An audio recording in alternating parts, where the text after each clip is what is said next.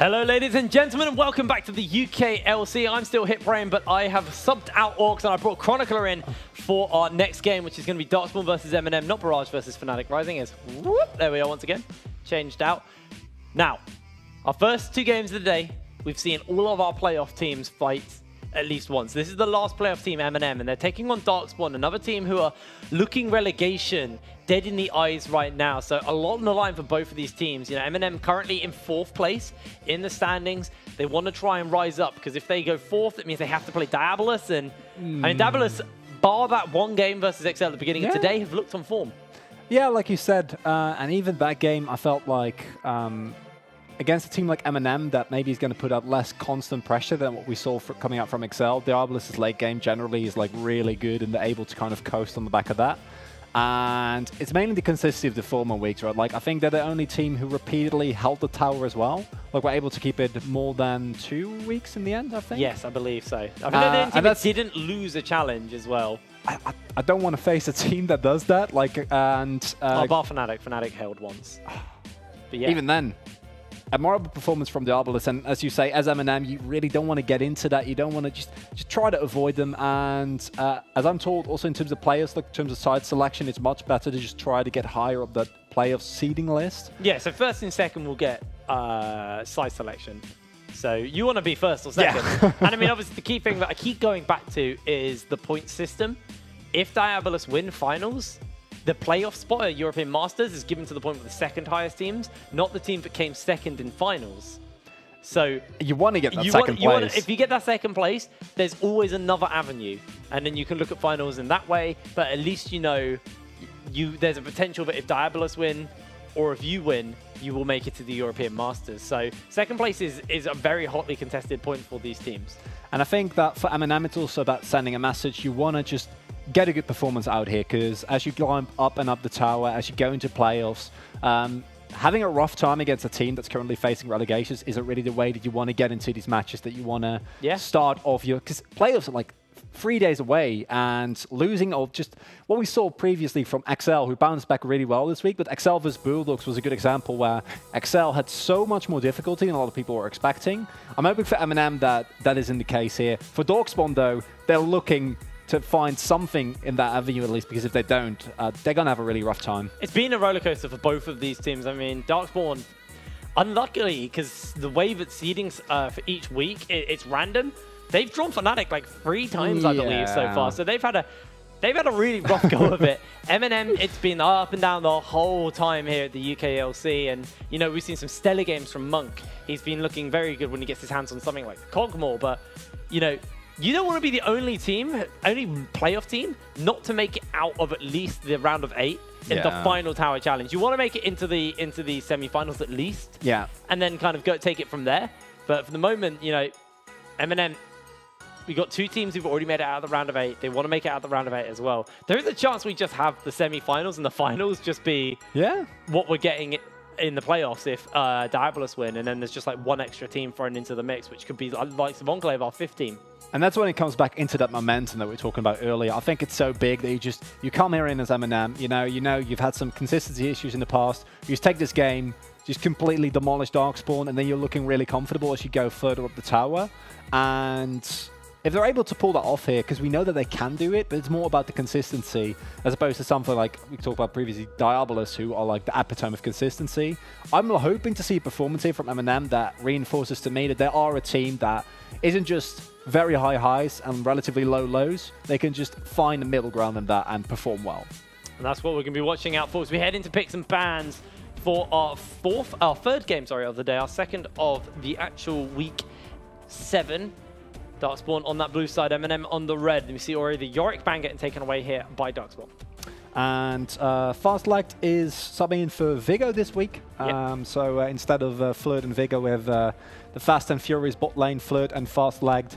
And like you said, the Yorick, even though he was hit, of course, in 9.5, still an annoying pick to face against. Evaporates towers like nothing else. The split cross pressure is just always there. And I was going to say, maybe if you're Darkspawn, look for comfort.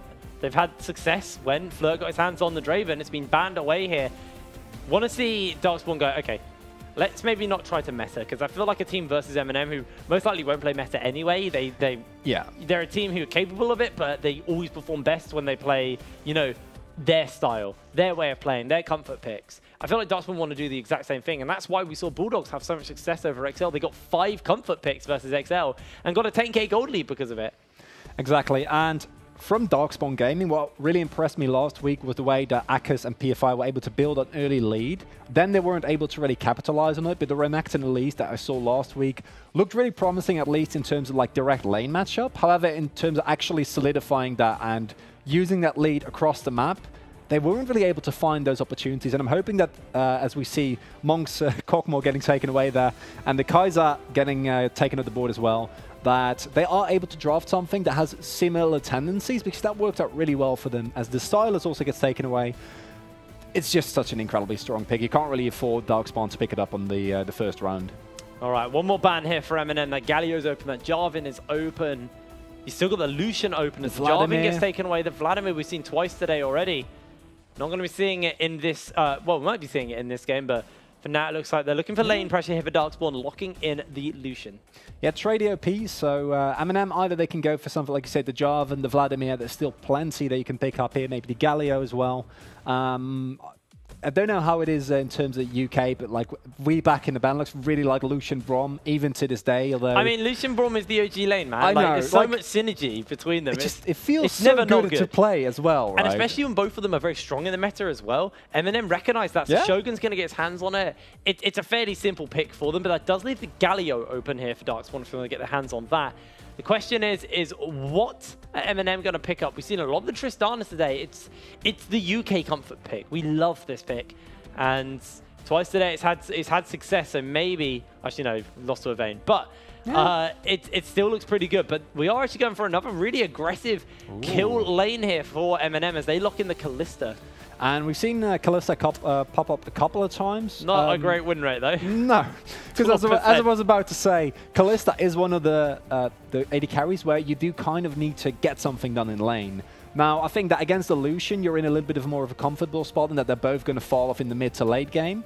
So you're feeling a little bit better, but if either one pulls ahead here, I'd be quite scared, because Kalista as well as Lucian, like especially Lucian Alistair, can be just as oppressive as the Kalista Brom. I'm going to say in terms of post 6, I would feel comfortable with the Fate's Call and maybe the intervention from someone like Chips or Naughty coming in. But the Galio is something that's still available, and even in mid lane, I wouldn't mind it that much, as it just provides, the Hero's Entrance provides so much global pressure. But the Olaf getting picked up here for PFI, loves his aggressive junglers. Olaf did really well last game when we saw Den and I think 2-1 and 7 with it. Really good early game. If we do look at this Galio potentially getting picked up mid, I feel like Beely would be the kind of player to pick it. He's definitely been one of the weaker points here for Darkspawn, unfortunately for him. Not had the most incredible showing, and MnM looking towards what they want to pick up in the mid lane. They're going to lock in that Akali. Galio gives you some kind of defensive capabilities versus that, so maybe they do try to pick that up. But we're into ban phase 2 now. MnM taking away the LeBlanc. Yeah, I'd also like to see Lissandra Ben come out here, because that's a really big pick that hasn't been picked up yet, and is also relatively comfortable into the Akali, as it alleviates a lot of the kill pressure. Of course, this could also technically be a flex to top, although I do expect to see it in mid lane eventually, as the LeBlanc gets taken off the table there.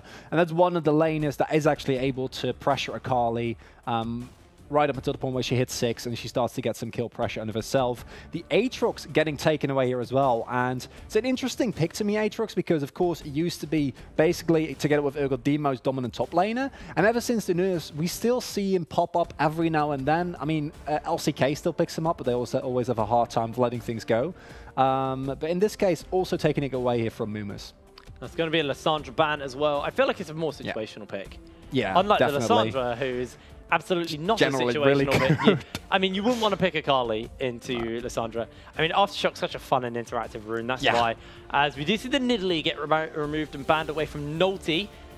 Curious to see what MnM look to pick up here. Probably going to look for their jungler, and then they can flex that Akali in the top and the mid, depending on what Darkspawn decide to pick up here. Oh, and a Lee Sin coming through here for Naughty. So aggressive jungler versus aggressive jungler. Lee Sin, of course, flashy highlight plays, doesn't have the greatest of win rates here, and is kind of a situational pick, but it does really slot into what MnM is drafting here, which is going for some really, really like a lot of snowball potential and a comp that does really well in these mid-game team fights, especially if you get ahead. Like the pick potential with the Dragon's Rage, with the Fate's Call, and with just Braum in general, with the Winter Spite and the Concussive Blows is incredible here. But what counters that really well is the Poppy. Yeah, and which is really nice is the Poppy again, another UK comfort pick. This is a champion we've been playing for a long time here in the UK. Gonna get our hands once again, well, Aka's gonna get his hands on that, kind of showing off what he's capable of as Beely gets his hands on to the Syndra. Another comfort pick here for Darkspawn. And when I do look down this lineup here for Darkspawn, you do feel there's a lot of comfort being given over to them. MnM, it's really on them to show what they are capable of. Remember, they are a top 4 team. Darkspawn, 1 point under their belt. Yeah, thus far, Darkspawn not having the rates. I agree with you. I do like that draft. I feel like they have a lot of flexibility in how they approach this as well. But look at that. Chip says, I assume this is going to be a mid lane Katarina. There we go. Chips picks up the dagger-slinging assassin here. I am very excited now. Yeah, now you've got my attention. Yes. Okay, so they've gone double assassin. Yeah. With the fact triple if you kind of count Lee Sin early. You can go tanky later, but I want this to be full lethality Lee Sin at this point. Yeah. Let's just go for the one pop on everyone. Yeah, just like, you know, get the Duskblade. Yeah. Get the Umos and just go in. You know, GA, you can get at one point or another, but it doesn't matter. We're just going to go in. And what MnM is showing here is a lot of confidence, because drafting a comp like this, if you fall behind, there isn't really a backup plan besides like hoping that, because Katarina and Akali both are champions that can fall behind and pick up a double in a team fight and just completely come back. But if you fall behind with Kalista, Katarina, Lee Sin, it's not looking good. It's really on MnM's early game. Yeah. We had a fast game just before this with Fnatic Rising, getting themselves a 25-minute win, just shy of 25 minutes. MnM, they need to look to do pretty much the same thing. They got to hope that that Drake RNG is in their favor. Want to get that triple Infernal. Triple Infernal is kind of crazy. On a team like this as well, when you've got all assassins here for MnM, it's really, really big. Now, I do want to have a little look. It's all very exciting about Darkspawn, but let's have a little look. Aka's, PFI, Beely, Flirt, and Fastleg for Darkspawn Gaming, and taking them on is MnM, Mumus, Nolty, Chibs, Monk, and Shogun. As we will be heading on to the Summoner's Rift for our 3rd game of the day. 2nd game here at the week 7 of the UKLC. Look at that cute little shopkeeper, just, you know, not being drawn to all the aggression and the... Isn't it Teemo in the future? Isn't that the theory? I would love that. I'm fairly certain it's Teemo in the future. He didn't look like an old version of Teemo, though. Go have a look at him, and you'll realize it's an old version of Teemo. Oh, I'm going to take your word for it. And the pressure is on here. We haven't really talked about Darkspawn's comp as a whole yet. I do feel like they do have the tools available to themselves to match this early aggression, right? Because Lucian in the bot lane, Syndra, not necessarily as aggressive, but still has a lot to go for. And then, of course, Poppy with the Statford's presence that is going to hopefully negate a lot of the damage. Now, you can focus on this game in a little bit, but we actually have Prosper standing by with an interview. How are you doing, Prosper? Yeah, I'm doing good. Nice to come off a win, you know? Yeah, I mean, I want to talk to you about that win versus your brother, man. This is the first time since... Was it true that it's the first time since I-55 where you two have played versus each other? I think I-55 is the only time, apart from this game, that we've played each other in like an official tournament, so to say. But obviously Insomnia is like a standalone tournament, so this is like the first time in, you know, the UK scene, like the National League properly, that I've played him. Well, I don't know if you can watch the game right now, but MnM are getting themselves a bit of an invade over onto Darkspawn. Getting this win now, you've seen how the rest of the table is starting to settle in the final week. Is everything kind of more or less going as you would have expected? Maybe you guys would have expected to be #1. Did you expect to see a team like Diabolus grabbing that spot of the European Masters, or did you feel like it was going to just be you and XL as the two LEC sister teams? Yeah, I mean, I thought it would be us and XL, to be honest. Once we got the tower in week 2, I kind of thought we'd just hold it for the rest of the tournament. But we kind of ended up having some underperformances or whatever you want to call it, and some of the other teams I think performed a lot better than I was expecting. So the kind of parity between the top 4 teams is more so than I would have expected. I thought there would be a bigger difference between top 2 and 3rd and 4th. Yeah, very well. What I'd also like to ask you about is, I can understand as Fnatic Rising, there's a lot of pressure on you as you're such a household name. And you guys looked incredibly convincing on the game just now. How does that feel for you guys to, come back after a week, having faced so much pressure and then having a very, very convincing game as you're about to move into playoffs? I mean, honestly, it doesn't do that much for us, seeing as our first game last week was like 1 kill off a perfect game. It was pretty equally convincing. And at the end of the day, like, these aren't the teams we're looking to be facing in playoffs or for the rest of the week. We've been working on some kind of like issues in bringing our scrim practice results and our what we do in scrims to official games this week. So the first game going well is like, it's positive, but I don't think it's against a team that's not one of the other top 4 teams. I don't think it's a sign that, what we've been doing this last week's been incredibly effective. But the fact that it didn't go badly shows that at least we've not gotten any worse at kind of bringing what we want to official games. Awesome. Well, good luck with the rest of your games coming up this week, Prosper, and hopefully we'll speak to you soon. So bye-bye. Bye. All right, you guys at the bottom of your screens can see the poll as MnM is fairly close, are pulling it ahead with 54% of the vote. Darkspawn, 46% of the vote.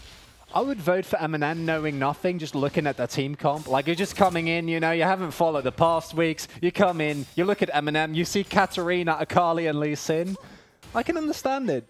Yeah, I mean, like, if you're a first-time viewer and you see this team comp, this is the most exciting thing, dude. As we are approaching that 5-minute mark. Gold is relatively even here for both of these teams.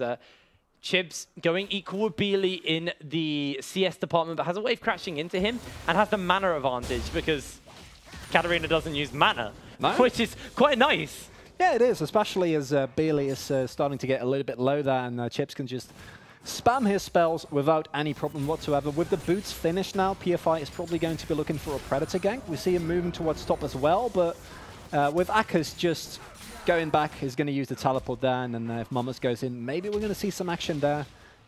He's looking for some counter jungling right now, and Naughty not anywhere near, so fortunately for PFI, there are no camps to take, which makes it a lot harder, but the teleport coming in might mean some action in the top lane here.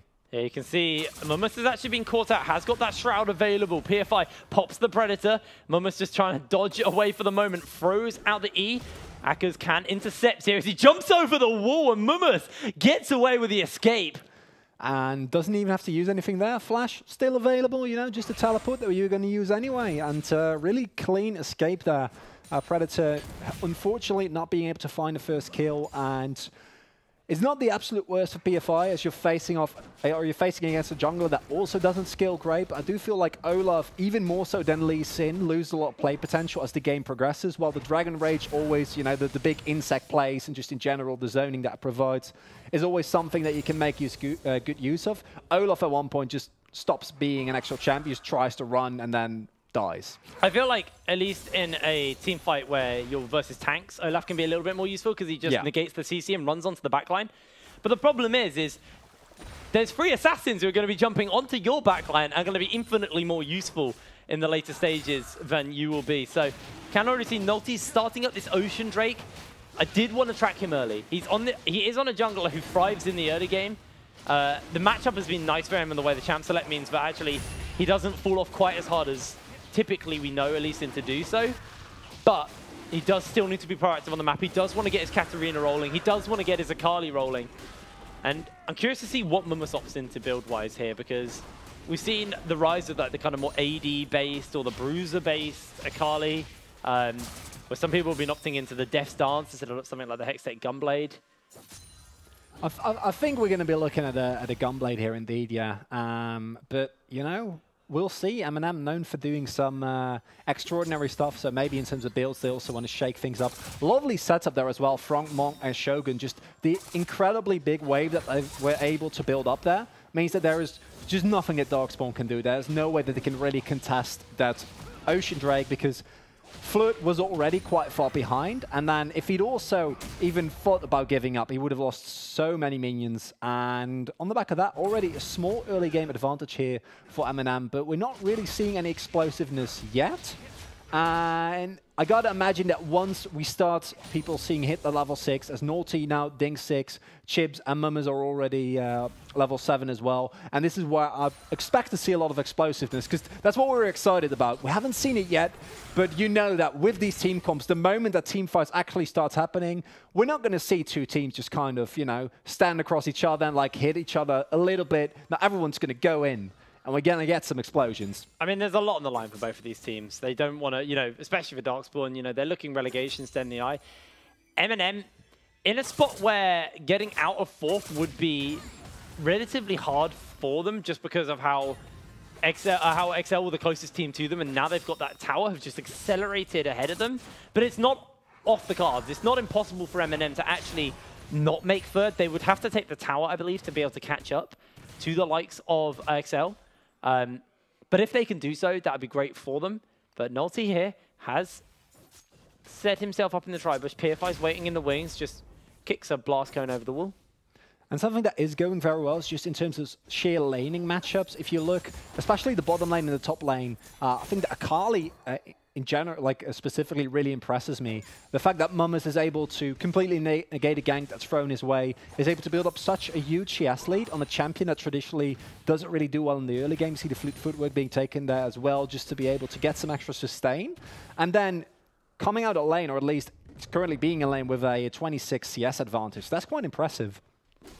Yeah, he's definitely feeling pretty confident in this lane. Not really looking for the kills onto Akkers, because it's very hard. The steadfast presence completely denies that. And if you do go for a dive and you find yourself headbutted underneath into a wall, you're gonna know about it. So, you know, I can understand why he's playing more just for the trade and then just to try and pull a CS lead out here. The real thing for Mummers is when he becomes unlocked. Is he just going to sit as a split pusher in a side lane and kind of go for that bruiser build and look to go for the sustained fights versus the likes of Akkers? Or is he going to go the full assassin build and look to just be in all of these side lanes as much as possible? As you can see, Akkers throws out the ultimate, does actually connect it onto Mummers. Mummers does have that perfect execution now. Gives you some freedom, you know, pick up a couple of CS without an Akali hovering above your head. And that's, of course, also one of the things with the top lane Akali, because you're not running a knight, but you're rolling teleport. Fast leg was in the shop. I don't think he realized he had his base cancelled. I think he does now, though. Yep, he did when big old Brawn walked at him. As I was saying, like the fact that you don't have the Ignite instead of the teleport, as we see Naughty take the Rift Herald here, means that you're going to have a lot less kill pressure, at least in a 1v1. Once we see these team fights, though, I think that people like Beely are still going to have to be so incredibly careful with how they position themselves. Like, I feel like Beely has the worst of it here, because at least Flirt has some built-in mobility with a dash. But Beely is just, like, standing there, like, I have my barrier, I have my flash, but if an Akali, a Katarina, and a Lee dive on you, then that doesn't really matter too much. You need to pick the eye up, mate. Yeah, that is key. I think he's just taking his time. Yeah, you know, there's no one near.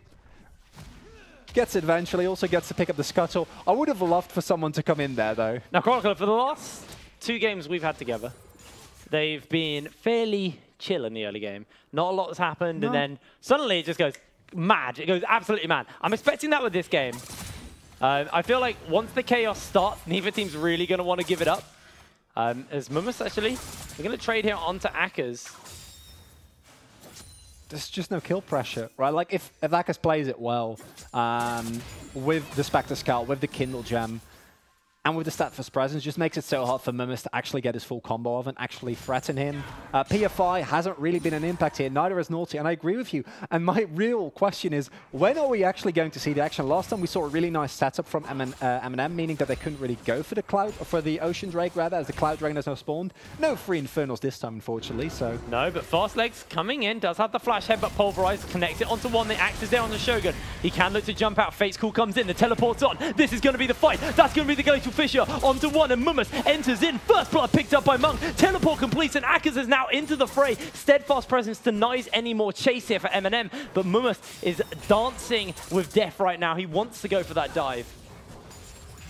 Don't think he can really afford it, and he decides so as well as they move towards the Cloud Dragon. Nice pickup here. The teleport from Akaz there is huge because I feel like if that hadn't come through, then it wouldn't have been bad, but Shogun needs to be careful, gets engaged on. Actually, it might be Fastlane needs to be careful. The Ignites are down, and he is taking spear after spear, but Akaz finds him into the wall. Mumus comes over, throws down the ultimate as he's going to chase for more now. Fastlane flashes away. He gets headbutted back. Perfect execution in. He throws out a Q, gets himself another one, as Shogun is now so low on HP. Akaz fighting off on one side. There's a kill in the mid lane as well as Beely is running away. Shogun being chased here by PFI, but in comes Chips. The axe is almost enough to get the kill, Shogun. but it's not going to be it. I thought it was going to die there. Shogun just ice cold saying, nah, I can tank this, don't need Unbreakable. Throws it up a second later, and in the end, the chaos that we were looking for does come through. MnM pulls out ahead for now. No objective secured, but they are able to get a couple of kills on these big players, on Monk, on Chips, on Naughty, and on Mumus on the Akali. So in the end, it's a worldwide trade, but it looked for a second there like MnM were just going to be fine. Mumus is chasing. He's got the slow on the Q. That's the steadfast presence down. He's got so much damage, and Akaz takes the E to the back of the head, and the Shuriken flip secures the kill. Triumph kicks in time, and Mumus finds himself a kill. Solo in the bot lane. And thus far, Akaz has been doing an admirable job of just staying alive and making sure that this exact scenario does not happen, because this is when things really go south for Darkspawn, right? Like, as soon as Akaz is not able to hold his own in the lane anymore, has now finished the Spirit Visage, so should be all right. But once that Gunblade comes through, as we see the Rift Herald being thrown down here in the mid lane as Shelly makes a merry way to Beely's turret, who I don't think can do all that much, as we see the solo gold go to Chips, just in time for the plates to evaporate. I really want to see what happened with Beely getting that kill as well. It was in miss the action, so I think it's fair to say there was a lot more important things going on in the other side of the map, so we won't count that as a loss. Won't on our hold it little bet against them, of course. As Naughty now taking another Cloud Dragon. This time, Mumus is there. I don't know if he can take on PFI on his own, though. No, he's getting slowed up, but he should be fine. He's got that fleet footwork. Uses the last perfect execution to make it over the wall. Get a base off. Yeah, Beely there, not really able to do anything. There we go, the replay, because as you said, Beely here able to also pick up a solo kill on Naughty, who I assume is going to go for a dive there, and it's not going to end very well. Yeah, just flashes, kicks in, throws out the Death Lotus, and Naughty does unleash power, so they do actually turn it around 1-for-1, but... That's nice. Yeah. It's good as it's going to get. Not what you want for a clean dive while the bot lane is in utter chaos, but... not the worst. I mean, it's the best you can do. Beely uses his outplay button. It's enough to burst through one. Now level 11 on that Syndra. Does have that extra point in the ultimate. Same for Chibs, though. More burst damage. Those resets could always come up big, and that's going to be the big thing. I'm worried about getting completely lost in these fights. I'm not going to lie. I haven't casted a Katarina in a very, very long time. And it's not, if it was just a Katarina, you would be fine. But it's also a Kalista. Triple it's assassin. Also a Lee Sin. It's also I don't know, man. I feel kind of sorry for you, because keeping up with all that action in team fights, it's going to be really rough for you. Do you know who I really feel sorry for? Beely. Yes. He's on an immobile mage. Oh yeah, no. This is, I feel worse for him, man. He's gonna really feel it this game. As Mumus now finished up his Gunblades, a 15-minute mark's been hit. MnM's got himself 2 Cloud Drakes, got himself a 4,000 gold lead. First turret blood has not been taken yet, and that could be quite big for Darkspawn. If they can find that, it will at least pull the gold back a little bit for them. And Darkspawn, of course, they can't afford to lose this game here. They absolutely need a win. And they're still behind, but MnM thus far haven't been as explosive as I might have feared, although picking up the first turret blood here is going to really accelerate them. And Darkspawn still have some ways to make this work, you know. Beely is going to scale relatively well. You also have Akaz, who, as he picks up more and more items, is going to become an immovable object, and is really going to be the only one to get it with fast lag who can deal with these assassins. And then if you're able to stall up the game long enough, and with the current Drake, it's going to be at least moderately more easy than what we saw last game. There are some avenues for Darkspawn to find their way back, but it's also contingent on MnM not continuously upping up the pressure. And thus far, that's what they've been able to do. Yeah, really putting that pressure on really hard here for MnM, but Naughty Resistine closing in. This might just be first turret blood in the top lane, but maybe Mumus actually just wins the race versus his own team here. Naughty and Monk should be able to get this quicker, though, with all the attack speed they have. Turret will go down, but Mumus able to find himself a turret for it. himself, and that's 3 turrets over to MnM. They're feeling very, very comfortable now. Yeah, and the gold lead that was just a minute before still somewhat surmountable is now becoming bigger and bigger and bigger, and it's going to mean that MnM are going to be able, as you see the vision line slowly creeping up as well, they're going to be able to just kind of choke Darkspawn out of their own game. And, you know, when the jungle camp starts getting taken, when the pressure just continuously gets upped, when Baron spawns in 2.5 minutes, that's when you're really going to see MnM also try and exploit these positions. Because for now, they're still relatively comfortable because Darkspawn don't have a composition that skills that well either. So MnM, yes, there's some pressure on them because you're really all in with this triple assassin composition. But at the same time, it's not as heavy a clock as we've seen before in the UKLC, where teams really need to hit that timing window. Yeah. MnM have a little bit more leeway. There was a point in this game, by the way, Chronicler, where there were 4 builds worth of cutlasses. Yeah. There's a lot of it's like an actual keyboard right now. There's so many like activatable items in this game. I love that, and though. It's gonna grow. Like support. I mean, that's what playing support feels like. It just feels like you're playing. I have like keyboard. 10 skills. Yeah. Right. Like, yeah. Just my normal skills aren't enough. I need more. That might just be everything getting thrown out here by Chiz, but he shimpos away to safety. The headbutt pulverized lands onto Monk. In goes Shogun, gets the Glacial Fissure off. The fight is on. The health bars are low, but Monk is kiting and fighting away. He finds himself the kill though, and now in comes MnM. He fronts in with a perfect execution. Monk finds himself a double kill. That's a shutdown. In comes another double kill, and MnM come up huge. And a perfect bait there from Chips, because I think both you and me were like, wait, what is happening here? Goes in, use the ultimate, and then Darkspawn immediately follow up. Amazing positioning there from Shogun, being able to keep his team alive long enough for Monk to go for the Fate's Call. He stays alive, as you said, dashes away from PFI, and once he goes down, there really isn't that much more for Darkspawn to hold on to. A proper team fight here from MnM, and now all of a sudden, it's gone from what was a 5k gold lead, as MnM, again, wasn't even in this fight, had teleport available, didn't need it. He joined at the end. Very end. Still going to be able to pick up a turret here, I think. I mean, he walks through the fight, basically perfect executions through the fight, and then goes for a turret. But looks like Darkspawn once again trying to pull this trigger here.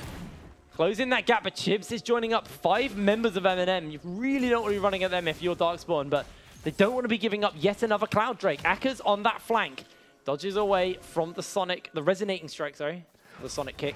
And now they're jumping in. That's going to be the X-Tech ultimatum. Sorry. The slow phone down. Chibs gets his ultimate cancelled. He's tanking away for the moment. MnM trying to find himself an opening into the backline. Flirt takes a big chunk. Takes the shuriken flip. Is MnM going to pull that trigger? Does not have his ultimate until now, so he's not. Decides to step away, but Beely's there. He's got himself the outplay button. MnM just diving away from the queue. Shogun playing Interrupt, and it looks like they're just going to have to give this objective up. It's not worth losing for a Cloud Drake. It really isn't, but Darkspawn, I love their will to keep fighting, but at this point in time, I don't think this is a fight that they really want to pick here, because they go in so deep, they give up Akka's once again, and even in the best case scenario, I don't see you winning this team fight with how far behind you currently are. You're still just shy of a couple of item spikes that you really want to hit. You know, the Black Cleaver on Lucian, the Black Cleaver on your Olaf. Maybe then you can try and see if you can find a little window there when MnM are doing something like a Baron. But instead, they go in really aggressively here, and I love that they want to try and stay relevant in this game, but I don't think this is the way, because as we see here, MnM are just so much stronger than they are at the moment. And Shogun's now picked up that redemption, so these fights, the initial burst for someone like Beely can be healed up. There's so much sustain when you've got triple lifesteal items. I mean, 2 of those are also spell vamp items. Makes it even better. It's pretty rough here for Darkspawn to try and find that like efficient burst, especially when Shogun can also block up the unleashed power. Have to see how he can play that, but MnM continues to play the split push game. He's got the Oblivion Orb and the needlessly large rod now. So very, very bursty on this Akali. And Flirt kind of has the same issue as Beely in that Lucian is fairly short range, and if you try to be short range against the Akali, against the Lee Sin, against the Katarina, you're just going to have an incredibly bad time here. The Ragnarok's on. They're actually looking for the fight. The Fate's Call comes out just to pull them away, and now Monk is on that front line. He finds himself a kill. MnM jumps onto Flirt, throws out the perfect execution. The health bar is liquefying as MnM gets himself a kill. The flash over, and the secure by the kick from Nulti is enough to get 3 kills over the MnM. And again, Darkspawn looking for a fight when they really are too far behind to go for an opportunity like this that looks like it might be on relatively even footing. They really, really commit to it, and that's going to be the Baron going over here. And with 3 members taken down, I don't see Darkspawn able to contest this, and it's starting to look worse and worse for their dreams of avoiding that relegation. Well, Mummus alone is enough to zone away both Fast Leg and Knackers. 5k HP is a fairly slow Baron at the moment, but then again, a lot of sitting gold on the MnM roster. They haven't actually been able to cash in from that last fight, but they will take this Baron, will get this empowered recall off, and just look to pick up those last few items. And it's 22 minutes into the game, but I really don't feel like Darkspawn have a lot they can do. They're desperately trying to find these fights, and maybe if one of those works out, they can get a big cash in on those shutdowns. I mean, you look at the gold available to MnM. This is exactly how XL turned that game versus Bulldogs. There was so many shutdowns, and just one big fight was enough. But it feels like, it might feel like there's just, you know, money just within reach if you take down someone like Mummus. But you're not just picking up the money, right? You're trying to wrangle it away from a really angry ninja who's then backed up by a blind monk and a lady who starts to throw knives at you. And that's not even to talk about Brom and Callisto, I think, in their own are fairly threatening as well. So it's so hard for Darkspawn here to actually pick up those bounties with how far ahead MnM is. And we said initially here, MnM kind of need to get ahead as well. But once you are, it's going to feel so incredibly oppressive because it's so hard to focus down any of these extremely mobile carries on the side of MnM. And then even if you do, you need to make sure that your own backline doesn't get evaporated while you try and focus one target. All right, well, Darkspawn closing in for this defense. MnM, they know they can just let the minions do a lot of the work here. You have the Baron buff, there's no rush. I mean, but they have to deal with someone like Mummus in that bot lane. He's already working away at the turret. He's got that Baron buff, and Darkspawn zone away 3 members from one turret, but a tower goes down in the bot lane, and they're still not working on Mummus. He's going to start to do some work to this inhibitor here. Beely's the one to answer, has got Akkers with him. So you can see in that bot lane, that inhibitor is still getting focused away. Nolty lands himself out the kick, and Inhib looks to go down, but the fight is going to break out. In jumps Fastleg, gets himself a stun onto one. Shogun gets pulled in with the Fate's Cooler once again, and they are just being denied away onto the inhibitor, the Nexus turrets here, sorry. Coming out from Mummus, he's just doing work for the team. Meanwhile, Chibs is working away at the mid lane tier 3. He throws the ultimate on, the Death Lotus finds the kill. Nice and simple. MnM looking to close this game out now. 4 versus 5. The gold lead is so substantial. Darkspawn can do nothing but watch their base fall apart. There's still Baron for 1 minute 12. There's nothing they can do.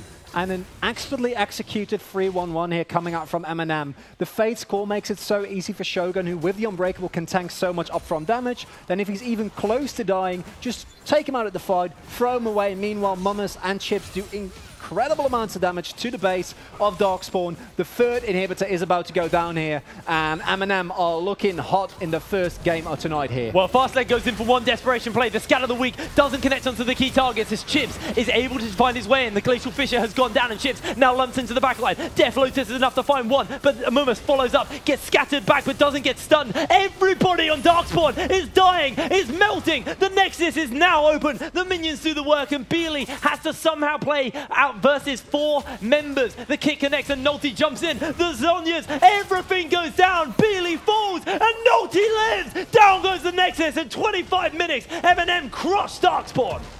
And I think, unfortunately, crushing is the only right word here. We saw Katarina, Akali, and Lee Sin in Champ Select, and we were like, yes! It took them 10 minutes to wind up, but once they got started, they really ran with it. I mean, you just get the Katarina through the weaker laning phase.